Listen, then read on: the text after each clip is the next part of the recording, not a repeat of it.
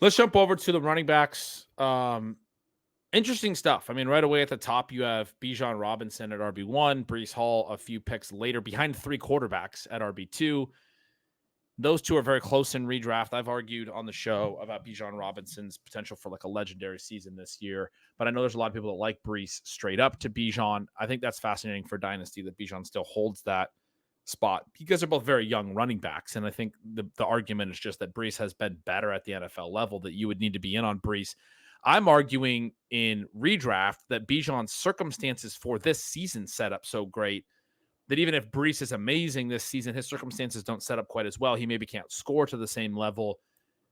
I don't think I would make that same case in Dynasty necessarily. Like I might even flip them in Dynasty where I do feel more confident in Breece's ceiling as a player, this talent level that he's already displayed.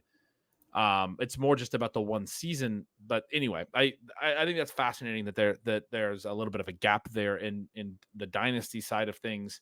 Maybe that's just because we have multiple years of Breece Hall and a major injury, and Bijan's just 1 year removed from being such a highly touted prospect. Jahmyr Gibbs is a pretty obvious RB3. Christian McCaffrey comes in at RB4. We know that that's all age related. Jonathan Taylor holding his value at RB5.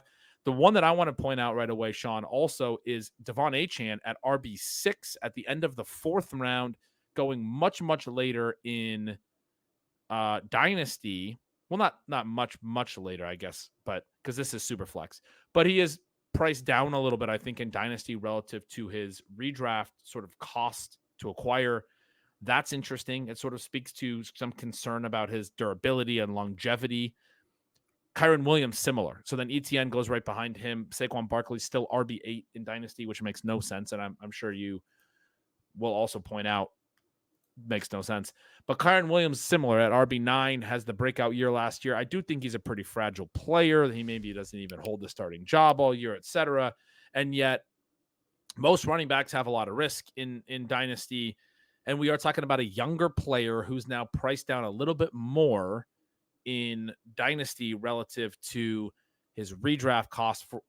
For comparison, the receiver going right ahead of him is George Pickens, who we just got done speaking pretty unfavorably about. Achane, Kyren, two guys that I'm taking a lot of in redraft at their late second. It was late second. Now then it became third round prices. You can get them in the third in BBM drafts over on Underdog, where you can start receiver, and then get a potential legit running back one. It's interesting to me to see that they're as young guys who broke out last year, but both got banged up. Both spent time on IR, if I'm not mistaken. I know Kyren did. I'm pretty sure Achane did as well. They both missed multiple games. It's interesting to see them priced down even more in Dynasty. And to me, it's like if you're going to acquire a running back, it should be a young player who has this season upside, right? Because it's even more of a year-to-year game at running back where I need them to score, and I need them to score now so they don't lose value, because running backs can lose value quick if they don't score this year. So those two strike me as being a little bit underpriced at the top, in the top 10. We just made a trade recently that included a lot of other players, so it's not a one-for-one, but we moved Saquon Barkley. We got back Kyren Williams. Part of that for us is that we had Kyren ranked higher, and it's kind of bizarre to me that he would be below Saquon Barkley. When you think about the difference in their ages, you think about the difference in their scoring levels last year, and you think about the differences in the viability of their offenses for scoring running back points. I think that Saquon Barkley has to hit, an 80th percentile outcome to get anywhere close to this price, but also to beat Kyren Williams, unless Kyren Williams is hurt, right? Or when we think about like what Barkley has to do, I mean, he has to hit at the higher end of his range than Williams does. Now, again, I guess it depends on exactly how you're going to define that range, because a lot of people are going to say, justifiably, the Saquon Barkley is this massive talent, and so he has a better chance of defying the structural scoring elements of the Eagles offense than Kyren Williams has for amplifying the structural scoring elements of the Rams offense. The problem for me there is that we already saw Kyren Williams take advantage of it. And one of the things for him last year is there's the perception that he was volume based, and it was in that he did have a lot of expected points, but he also outperformed that. So even though there are some specific elements of his peripherals that don't stand out, I mean, he wasn't amazing. He did what that offense asks you to do. So from that point, his performance is not problematic. Whereas Saquon Barkley had a lot of trouble dealing with the constraints of the Giants. There are different constraints with the Eagles. And I know that there's the potential for him to really take off in that environment. But I guess for me, and this goes back to a different position, but if you believe that the Eagles offense is going to bounce back in 2024, you should be loading up on Devontae Smith and not worrying about what Saquon Barkley is going to do. There's a better way to arbitrage that than to take an aging running back who hasn't broken tackles and hasn't caught passes, and you wouldn't expect to catch passes going forward in that offense. And you talked about him versus Kyren and how he would have to hit an 80th percentile to beat Kyren, or Kyren would have to get hurt.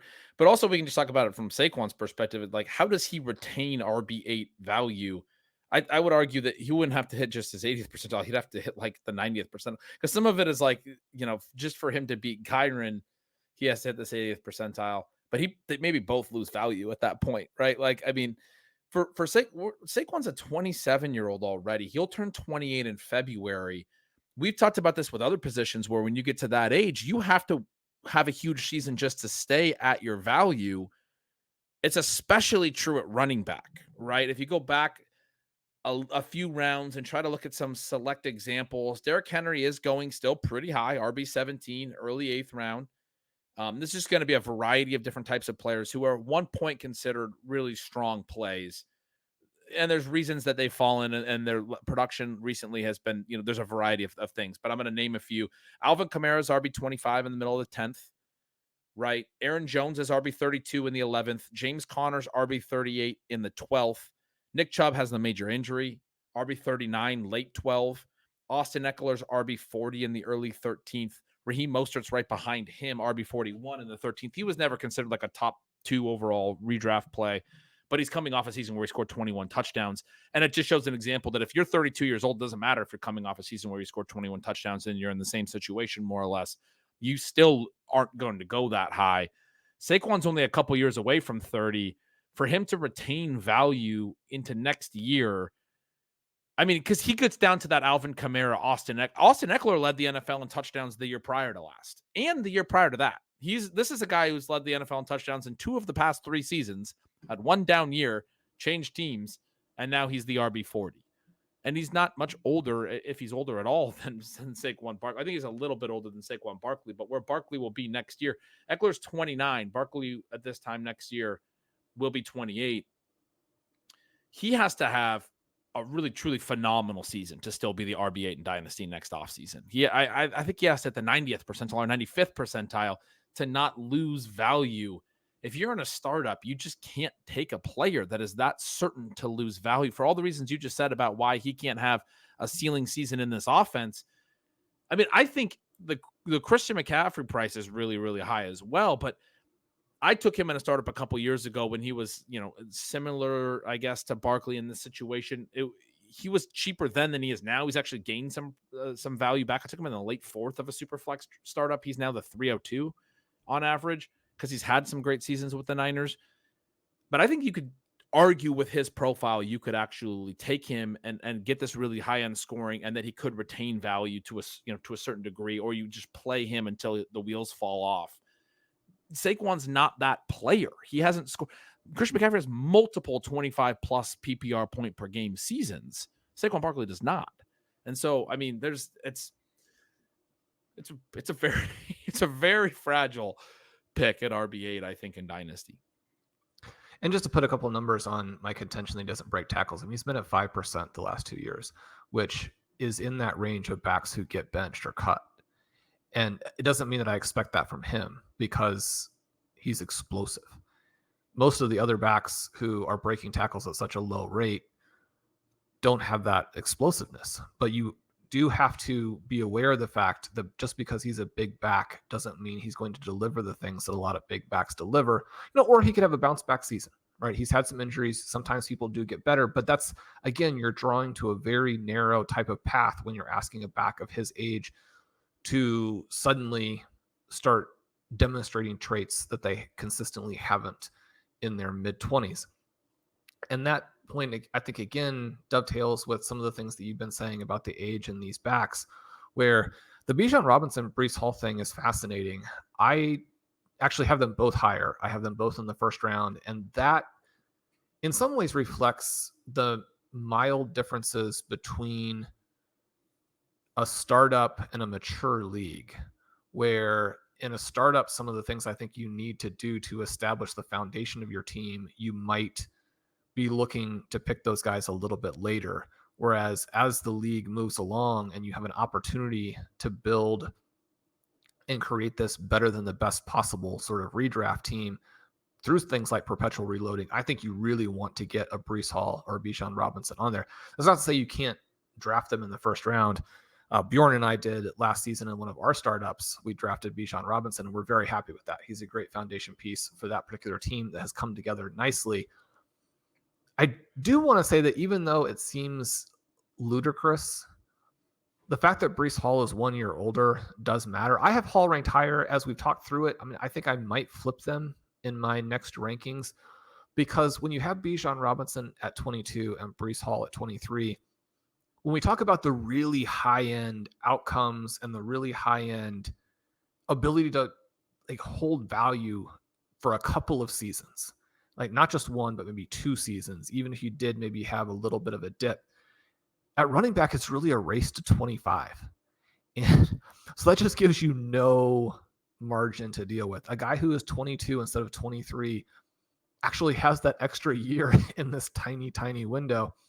So thinking about it from that perspective, I like Bijan Robinson there. And I know that you like him in that offense to score a bunch of points. Obviously, Jahmyr Gibbs down at that very low age range.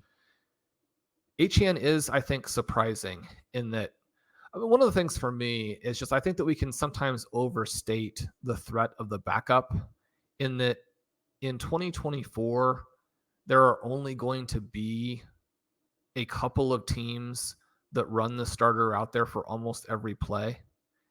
I don't think the Dolphins ever have that as a possibility for them. Even if they lose a couple of guys, they're going to have a fourth stringer who comes in and takes the work and keeps that starter from having some kind of massive workload. The only offenses. This is a great point. This is such a good point. And one of the things is when you actually try and pick out the offenses where you think maybe there will be a massive workload, then you start to get into things where, you can easily be wrong. For me, the 2 offenses where I don't think there's a good backup, and I don't think that the team really wants to take the starter off the field ever anyway, in part because the starter's already going to lose touches to the quarterback, is in Indianapolis and Baltimore, where you have Jonathan Taylor and you have Derrick Henry. With the quarterbacks also carrying the ball, I don't think that the backup comes into play unless the starter gets hurt. Everywhere else, you're going to get touches from the backups that allow the starter to stay viable. And adding someone, having a Raheem Mostert on the team, to me, doesn't matter that much, because Achane is going to get the carries that he can handle. He's going to get the receptions he can handle. When and if Mostert goes down, Jalen Wright is going to take that role, and it's not going to be relevant, because if Jalen Wright didn't take it, then the 4th string guy would take it. So I think that it's not even necessarily to say that Achane's price is wrong, but I think that you don't want to be freaked out by the competition in the same way that,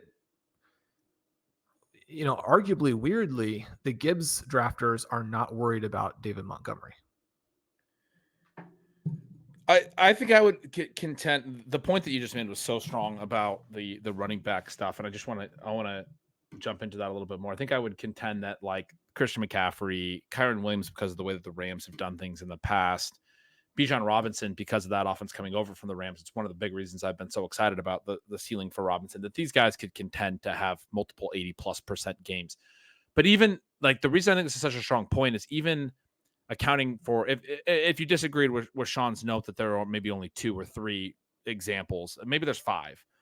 But if you look at the actual numbers, I just pulled it up. So for my numbers from last year, the average snap percentage, 4 different running backs at the top. Christian McCaffrey averaged an 84% snap percentage as the league high. Kyren Williams in games he played was at 81%, was the next high. That's 2 players above 80%. Rachaad White was 79%. Saquon Barkley was 79%. Josh Jacobs was 76%. Now we're done with 75 plus. There's only 5. Travis Etienne was 74%. That faded in the second half of the year. The Jaguars decided they were overworking him, and they started to include other backs more in the second half. That never dropped off. Tony Pollard was 72%. Joe Mixon was 70%. Now we're done with 70% plus. That's 8 backs. The 9th back was Bijan Robinson at 67%. And the 10th back was Alvin Kamara at 65%. The 10th back in average snap percentage in games played. There's backs that miss time.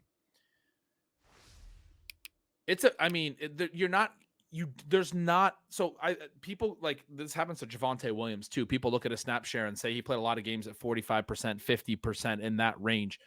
A 50% or 55% snap share in a backfield that has a ton of high value touches, that throws to the back a bunch and all that stuff, can be more valuable than almost like all but the very extreme running back like workloads that are going to be up above 75% snap shares and 80% snap shares.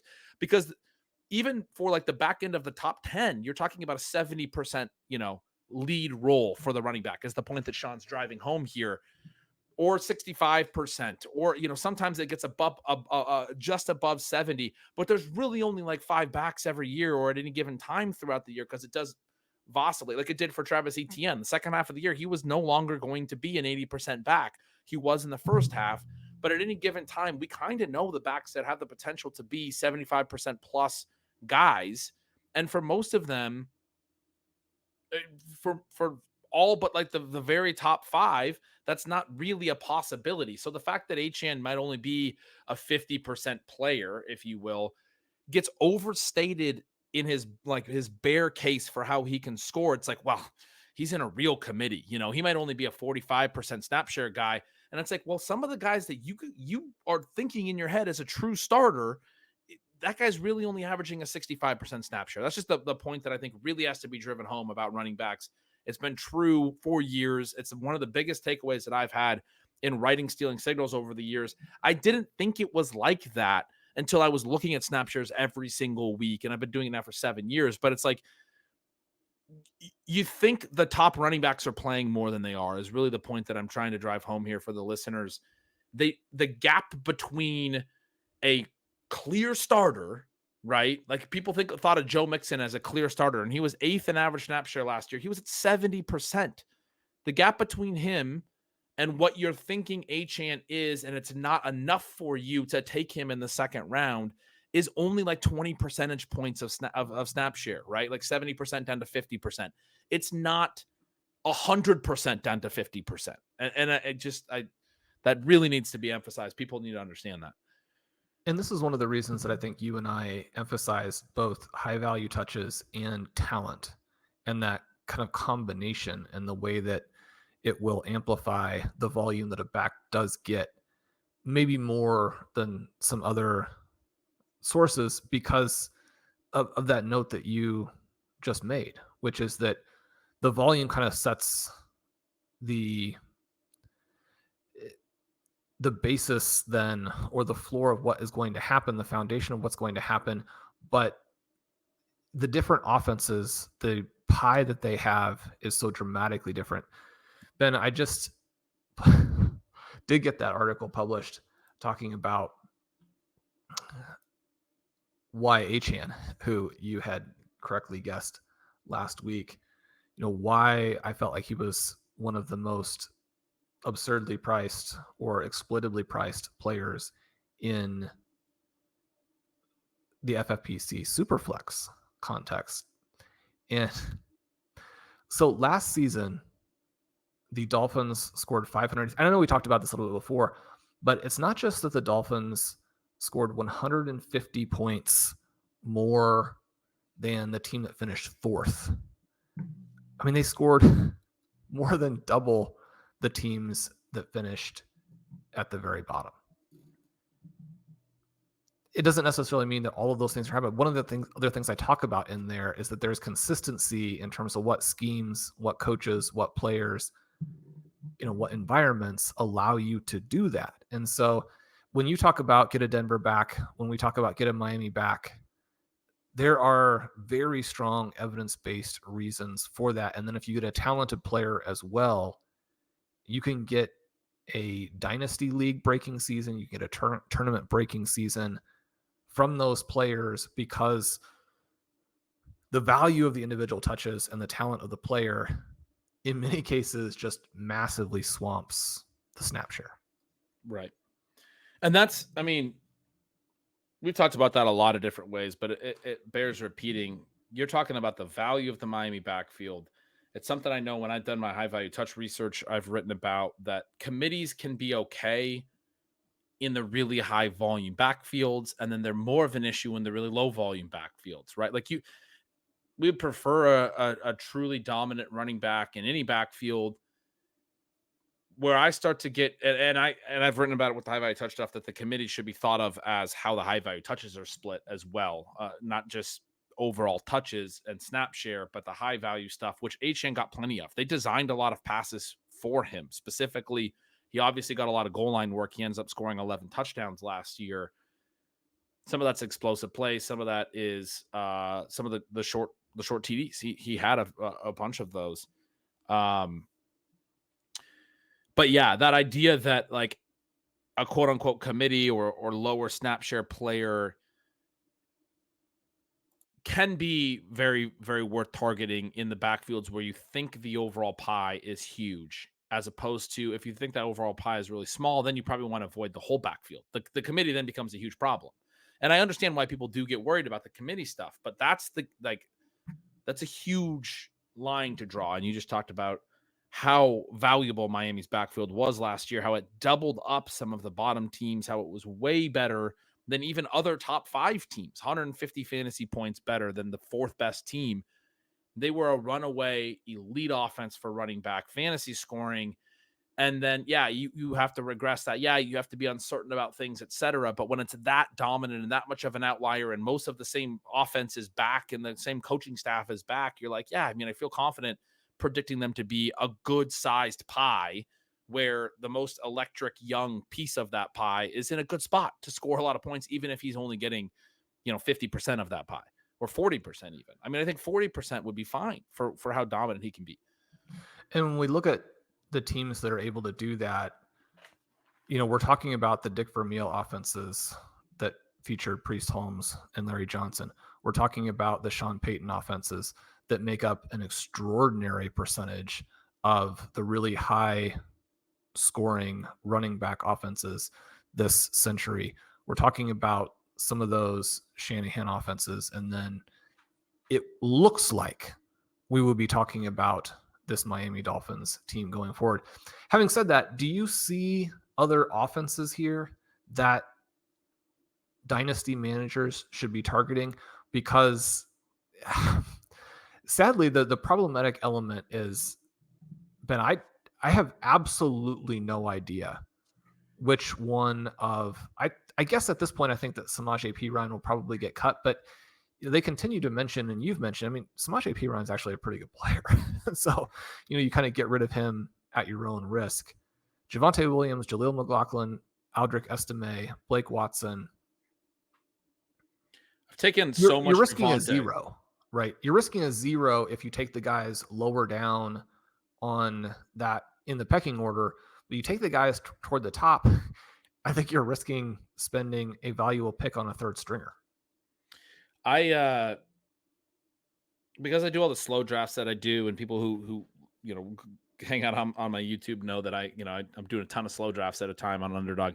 A lot of them get to the same areas at the same time, and right now all of my last batch are coming toward the end. Some of them have finished up, some of them have not yet finished up, but they're coming towards those later rounds.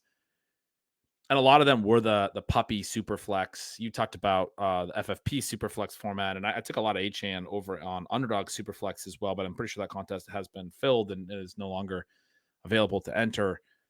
But they're coming to the end of that. I mentioned that because they have 2 extra rounds to work with, and you don't always use both of those rounds for additional quarterbacks. And so you get a little bit deeper into the running back and wide receiver pool. I've taken plenty of Javonte Williams, and I continue to take a lot of Javonte Williams. And even on teams where I've taken Javonte Williams, the late round running back that I'm taking every single time now, right now, and I run this risk of being overexposed because it's like I'm really into it right now, and all my drafts are there right now. But it's Estime, who is the other back that has size in this back. Like you mentioned, like if Perine is out, if he does get cut, I just do not see the Jaleel McLaughlin excitement panning out. We've talked about it. I think we talked about it on the show. I know I've talked about it on my other streams. He broke out in week 4. He got good usage again in week 5 and in week 6. His snap shares those weeks were 33%, 33%, and 40%. And then he fell back to 17% in week 7.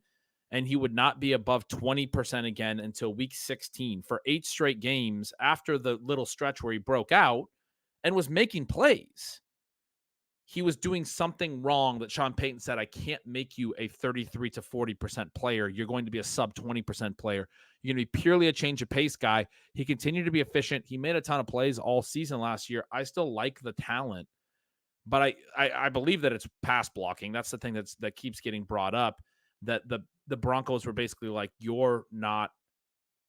we can't keep you on the field other than when we're definitely going to give you the ball to make a play, which is fine in terms of like his touch to snap rate is very high and he's going to get some work and he can be efficient on that work. He can give you some floor, but in terms of can he grow into a ceiling role when they're saying we can't even play you a third of the snaps and you're looking on paper like you deserve that because you're hyper efficient in that stretch. You're averaging, I mean, his first breakout game, he had 7 carries for 72 yards. The next week he had 9 for 68 and he caught a TD in both of those games. He was making plays in the passing game as well. And they're like, actually, we're going to cut that back a couple of weeks later and then leave you at this really low role. To me, that says there's something else in his game that wasn't translating for them. He might play more if he makes the team, but there was a lot of hype around him in minicamp. And then I saw some other people who said that's what always happens in no padded practices with this type of a player who's a smaller guy, 185 pounds, but looks great when you don't have pads on. My issue is I do think the size stuff matters for Peyton. I do think Javonte Williams, who he has a quote about this offseason where he's like, it's usually year 2 that you see the guy come back. That he said, that doesn't mean you don't play him. You know, you can play earlier, but we're seeing him get all the way back to fully recovered in year 2 after the injury. So hearing him acknowledge that, I thought was a real positive for Javonte. But also with the Estime draft pick, to me, it's just, I mean, and Estime has, you know, he had a really slow 40 time, but he has some good explosion numbers, good jumps at the combine, and has some good missed tackles for stuff. And was that like, as for a bigger back, he was at least a little bit elusive, not like elite or anything. But I do think he's the guy that if it's not Javonte, can play in all the different, you know, scenarios and could actually run a higher snap share, which if you go look at Javonte's snap shares last year, they stayed consistently high. They were always in a committee, but Javonte was the 40% plus guy almost every single week and often pushing up closer to 60%. And it was Jaleel and Perine who were kind of sometimes phased entirely out. Jaleel has a game in week 12 where he plays 2 offensive snaps. He has multiple others where he's sub 10. He's getting out there for 8 rotational snaps all game. It's tricky to see that expand. And I kind of feel like the reason they brought in Blake Watson is they're like, that he would take the Jaleel role, but they actually think he could play on passing downs because Watson has that receiving background. I think Watson has to earn that spot on the roster and maybe won't and maybe gets cut. But I kind of still feel like Watson and Jaleel are competing for a role.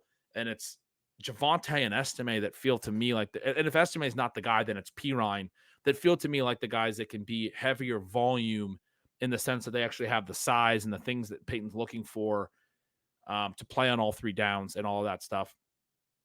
Anyway, that's sort of my read on you started that question with, are there other backfields that could really be huge pie backfields? And we've talked about the Broncos a lot. That's where I'm at on the Broncos. I think those are the 2 backs that I really want to target. And then Watson's the one I'm keeping my eye on because I don't think Jaleel can get the passing downs, but Watson could maybe be in the Jaleel role and get the passing downs. And I am suggesting that I think even though Jaleel got a bunch of great hype in June, he could still get cut in August or traded. You know, he gets talked up and then they move him if they can find a suitor. But yeah, that's a backfield that I still want to continue to target. And basically in every draft, I'm taking, if I'm not taking Javonte, I'm taking Estime late.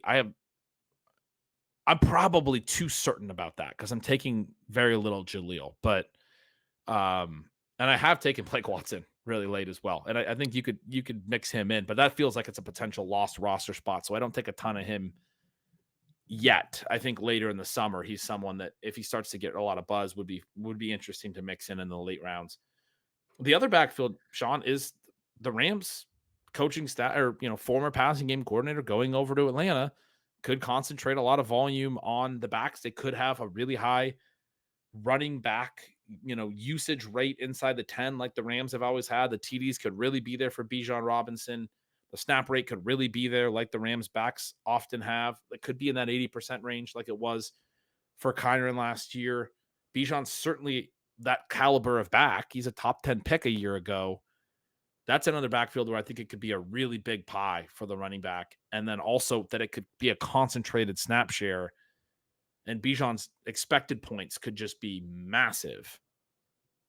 I don't know that I have any other backfield that I think is like a really, really strong one in that way. I'm looking at the Dynasty ADP here, and it has Tyler Algier at running back 62 in round 18. That's maybe not quite as bad as it sounds. I don't know that as you look through the other running backs in that range, that there are too many who jump out as being clearly worse picks. I guess even though I like Dylan Laube, I would say that he has less value. I think that Keaton Mitchell with the injury has less value. I think Tank Bigsby, with what he did last year and with the reports coming out on him, he probably has less value. But your note about Atlanta there reminds me to keep an eye on Algier, because I think that now that we have so many backfields that, and like we've just discussed, like almost all of them, where a good number 2 has standalone value, that it's so hard to take a pure handcuff, a purely contingent piece. And yet Tyler Algier is a stud who went for 1,000 yards as a rookie. The thing that kept, just blaring through my mind and almost like, flashing lights on the screen there is that if Bijan does get hurt, Tyler Algier will be this year's Kyren Williams. He will be a running back 1, and he will challenge for top 5 upside on a per game basis, not just like borderline 12, 13. He would challenge for top 5 upside. The guys who have standalone value, almost none of them have any shot at giving you that kind of scoring. And so, I mean, it's a good take. You need to be on it, or at least have some exposure to it. I mean, I love Laube. If he plays a lot, he's not going to give you points, right? No. He'll be fun in year 1, but he won't. He's not going to score a ton. He's not going to be certainly not the ceiling that you just described for Algier. I think it's a strong take, and especially in the range of running back that you talked about, he goes higher in Underdog than like a Bigsby or something like a Laube for sure, who's like not even drafted in most drafts. Keaton Mitchell and Bigsby, those guys are like last round picks. Algier goes in like the 14th or something, and I don't get a ton of him over there at those costs where I'm still trying to hit on like some intriguing like mid round wide receivers like a Marvin Mims or something. I think their ADPs are relatively similar.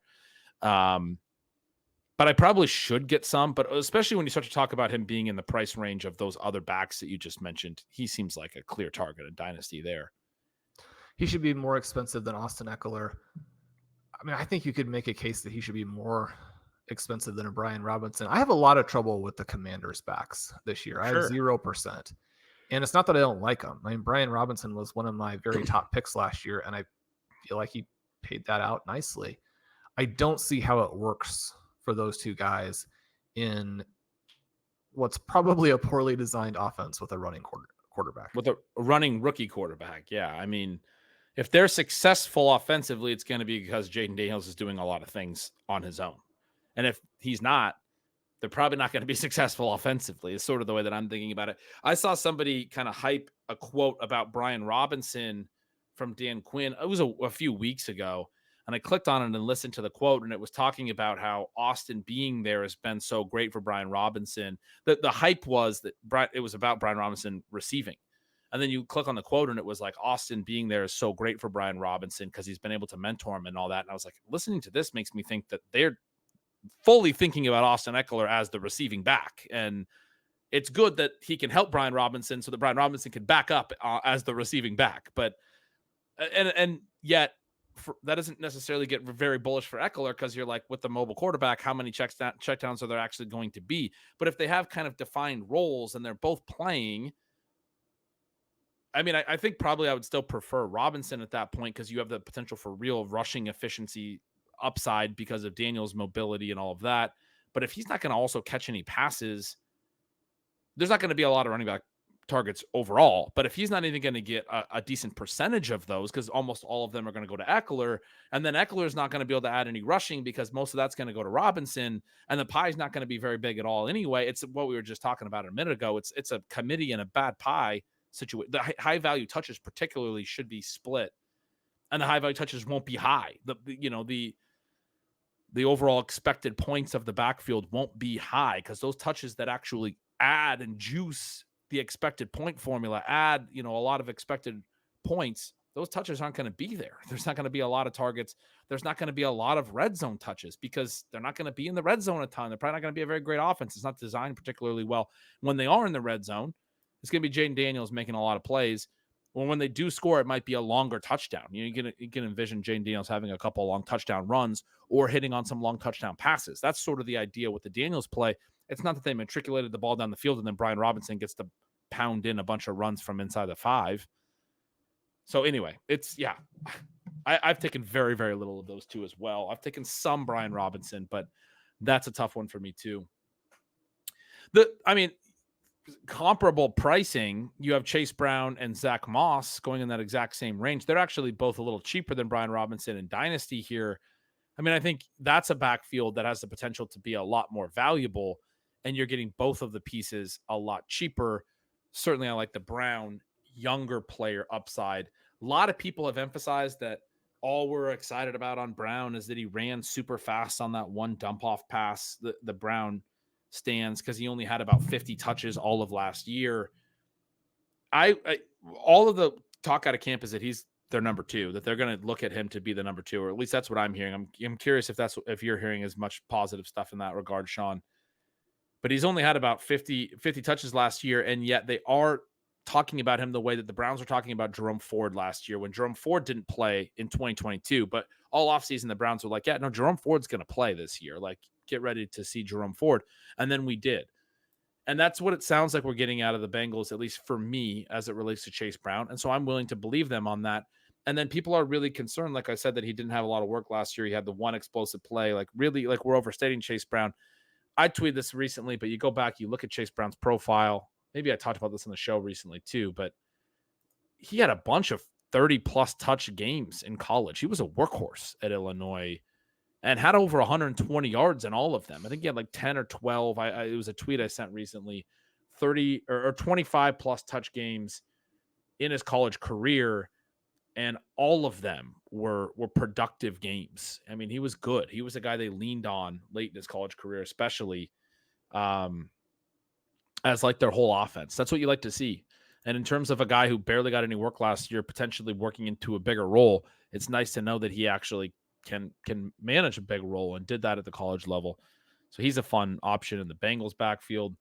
But yeah, when you start talking Chase about this, Brown averaged 3.6 yards after contact last year, 17% broken tackle rate, which was only bested by Jalen Warren and Jahmyr Gibbs.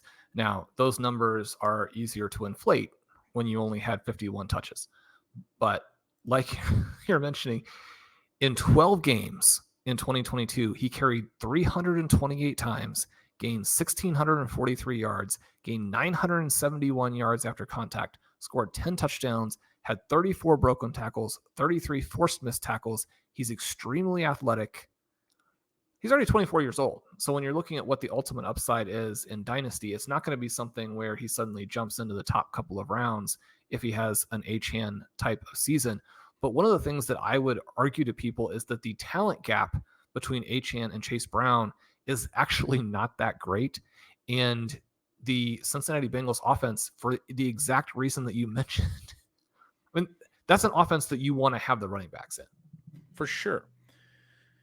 But really, like, the point to drive home there about the Washington and Bengals offenses that can translate to others that we haven't maybe discussed is that, especially in Dynasty, you start to get to that range and those prices, it matters a lot more about the year-to-year element of Dynasty. We're talking about how that translates across redraft and Dynasty, that you need production this season for guys to maintain value.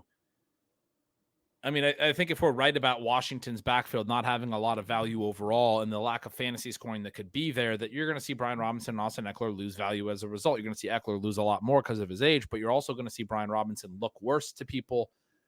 And the flip side of that is if the Bengals have a lot more value in that backfield than their their two lead backs current ADPs suggest, you're going to see potentially, due to the scoring around these two backs, one or both of them rising in value next year. A lot, like that whole range, it really does come down to like, what can you do for me this year?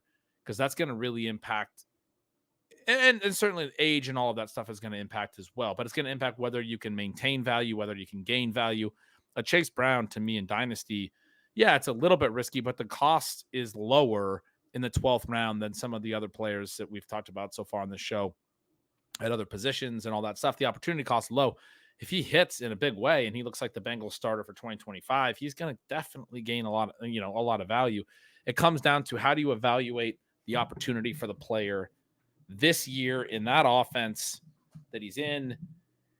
I mean, there's so many names in that range that I can point out and be like, this guy could gain a ton of value because of, what their role could be and what their offense is. I like guys in all three of these offenses, which makes it a little bit less of a loaded question than it would otherwise potentially be. But if you could have, sort of sight unseen, the number 2 back in the Bengals offense, the Titans offense, the Saints offense, I mean, is that in any way, shape, or form a difficult question? No, it would be the Bengals.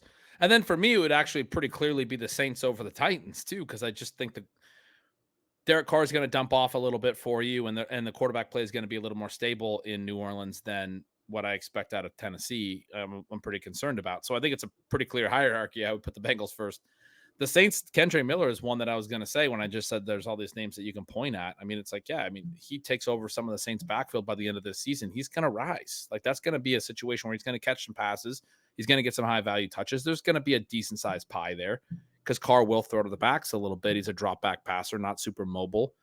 Kamani Vidal is going a couple rounds behind these guys that we're talking about. We know the Chargers or we expect the Chargers to run enough. They maybe won't throw to the backs a ton, but Herbert is a drop back passer. He might throw to the backs enough. But there should be a decent sized pie there too, just because of the overall running and this and that. Vidal could gain a lot of value if he becomes a key part of their backfield. There's a lot of these situations. I mean, it's the same guys that we're talking about in other shows and all of that, but Bucky Irving, right? I mean, the Bucs backfield had a lot of value last year, and Rachaad White consolidated it. Even though he wasn't very efficient, the overall volume, the high snap share in a backfield that had a lot of volume was enough for him. His expected points were high because he was good in the passing game, but I think probably, right? No, you're right. He was at 1.1 over. So 15 expected, 1 over. That gives you a very nice 16 points per game. Yeah, I mean, it's and I mean, that's another one where if Bucky Irving can take on that work and be even more efficient potentially, because I think if you split the rushing and the receiving, I mean, we know he was a decent receiver last year, but Rachaad White was a 3.6 yards per carry guy last year. 3.7 as a rookie is just not a very good rusher. But yeah, I mean, there's a lot of these situations that you think about it on a year-to-year basis. There's the opportunity to gain a lot of value if you can consolidate some work in productive backfields. And when we look through rounds 9, which include Javonte Williams and then Tyjae Spears, who we were just sort of alluding to kind of finish that point about Titans, Bengals, and Saints. I mean, Spears at running back 21 in round 9, Miller at 33 in round 11, Brown at 37 in round 12. Even if you like all three guys, there are things you can do trading down to get to the least expensive of them. But between round 9 and round 14, we have running back 20 through running back 47. Starts with Williams, it ends with Bucky Irving. There are a lot of names in there to target. And so one of the things you can do, again, if you are trading down in startups, is to move down into that, is to take no running backs before that. Get your foundation pieces and then trade down into that range and load up on as many fun names as feels appropriate, as many fun names as works for what you want to do with your particular build. Yeah, I mean, Jalen Wright sitting there. If you do trade Marshawn Lloyd, if you trade effectively into that range, you could, instead of 9 to 14, there's 6 rounds there. Instead of just 6 picks, you could have many more, and you could build your whole running back core in that range. On you could use 6 picks on running backs and a couple on other spots. There's still some quarterbacks kicking around. There's some tight end values that are interesting there. It is a tricky spot for wide receivers at that point. You'd like to have done some stuff at wide receiver prior to that point, but if you can get back into that range, then just build your running backs through young upside plays that we've talked about that are in that range. I mean, that's feels like a nice way to approach a startup this year. Yeah, I don't know. All those guys to me, just they strike me as it strikes me as a redraft conversation. The perception of these players is going to be influenced whether or not they're good in 2024 heavily. And so one of the things that you can do as a perpetual reloader is to build your foundation, maybe get a guy like a Breece Hall, a Bijan Robinson, but then you also have some flexibility as you trade to add like a Derrick Henry if you want to make a push with that type of player in the season that you're set up for, because you'll have some ammunition. The Derrick Henry manager in many, if not most cases, will need to move him at a discount. Then to kind of wrap this up here, this has been such a fun conversation. A few other little things that pop out to me just globally. In round 8, we have Baker Mayfield and Michael Penix. In round 12, we have Derek Carr, Geno Smith, and Daniel Jones.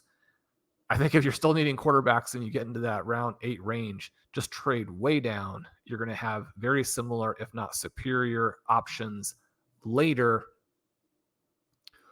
We also have an interesting tight end dynamic where my recommendation would be to get the stars, but we do have Ben Sinnott in that round 11 range. He's going ahead of Dallas Goedert and Luke Musgrave. I don't know that there are any other priority names. I like Jatavian Sanders at tight end 19. I guess there are reports that somebody you've probably forgotten is in the NFL is dominating at the tight end position for Carolina right now in the offseason. I don't know there's a better way to play that late. I wouldn't be looking to load up late. As we mentioned, we actually have as our 4 tight ends, Bowers, Freiermuth, Musgrave, and Sinnott. I like that. Every time I research Sinnott, they mention that he is the next Sam Laporta, and won't it be great that he's going to be able to spend his rookie season learning from Zach Ertz? And the very first thing is that my brain starts to seize up, and just all around I hear voices screaming about that's not the Sam Laporta path. Yeah, it's not ideal if he's going to be behind Zach Ertz. The player that we've got was in the NFL. It's getting camp was that Ian Thomas for the Panthers? Yeah, you're nodding there. Yeah, tight end is one we didn't really dig into. We've talked a lot about the elite tight ends. You look at the top 5 tight ends. It's the younger version of that group. It's Sam Laporta, Trey McBride, Dalton Kincaid, Brock Bowers, Kyle Pitts, and it makes sense. Those are the guys in Dynasty. They have a little bit of youth on their side. You have Mark Andrews at 6, Hawkinson at 7 to me feels a little pricey because he is coming off that ACL, but it's more of a longer term bull case on him. So I do get it. Kelsey goes at 8. I think relative to Kelsey going at 8, who's a little bit older than Kittle at tight end 12, 2+ rounds later feels like a little bit of a value if you wanted to go with the veteran tight end route. Kittle's only 30. I think is going to have a few more good years in him. He goes behind Jake Ferguson, who's not a high-end talent. And as soon as Dallas addresses the second receiving weapon situation, which they haven't going into 2024, but they could as soon as 2025, that Ferguson's path to volume just disappears because he's not a target earner in his own right, probably. Ingram and Njoku also ahead of Kittle. That strikes me as a little bit of an opportunity if you wanted to go to Kittle. And then there's 2 rounds with no tight ends, and you get to tight end 13. Kmet, Sinnott is 14, Goddard, Freiermuth, Musgrave, Dalton Schultz. I mean, that's like a range you could hit. But like you said, it doesn't really feel like there's any like clear targets or exploitable stuff. I would, in a startup, probably want to get one of those elite young tight ends in the top 5. And I'd probably lean more towards the ones that I feel better about from a talent perspective.